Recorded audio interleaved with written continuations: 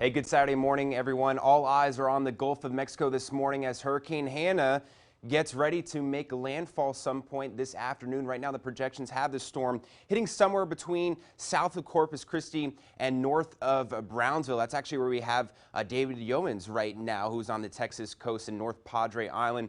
David, we didn't know it at the time, but the last time that this area was impacted by a hurricane was Hurricane Harvey, and we were actually both covering it. We didn't know each other at the time. You were actually in Rockport, the Category 4 hurricane, over 130-mile-per-hour winds. This one significantly weaker, but I know we were talking earlier this morning and yesterday I texted you. I said Corpus Christi may actually see some stronger wind gusts from this weaker hurricane just on the placement of the landfall, because it's going to be making landfall south of Corpus Christi in comparison to the more north landfall of Harvey, and that means it'll get closer to that northeast quadrant, David, of some of those stronger wind gusts.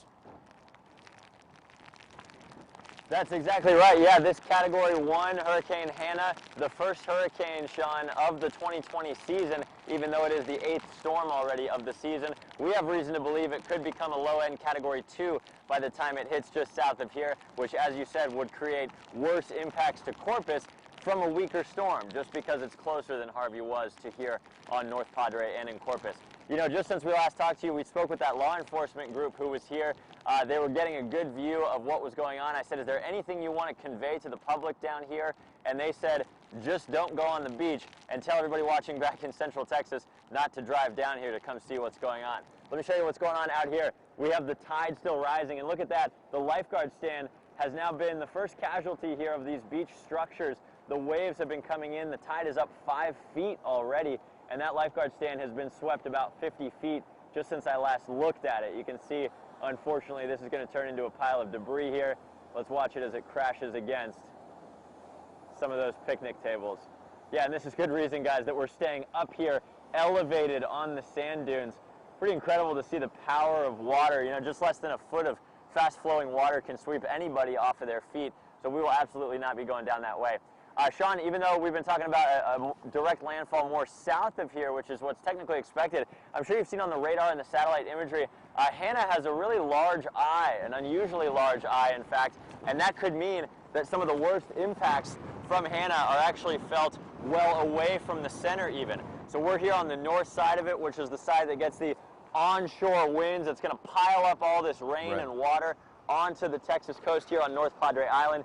And we're under a hurricane warning through the day today as things are really only beginning. Yeah, David. I'll go back to you guys in the studio here again. We're going to, yeah, go ahead. Yeah, you're absolutely correct. Kind of just comparing it back to Harvey, because it's a similar area experiencing two hurricanes, obviously very different from each other. But yeah, this is not as compact, and therefore Hurricane Hannah, the winds are far-reaching, right? You don't have to be too close to the center to at least experience some tropical storm force wind gusts. The wind gusts are actually over 90 miles away from the center of the storm. So you're absolutely correct, David, that you don't have to be too close to feel the impacts from this storm system. So everyone in South Texas, including the coastal bend area, will definitely want to be keeping a very, very close eye on this. We have the hurricane warnings in place. Again, that eye is just massive right now. You could see it developing on the radar right now. And again, the impacts will be far-reaching. We're talking about as far north-reaching as the Houston and Galveston area, starting to see some impacts. And one tornado warning was just issued, but now dropped in the Houston metro area. And again, they're dealing with some strong wind gusts there, some outer bands already reaching the coastal plains and eventually even our viewing area. So again, we're over 100 miles away north of the storm system.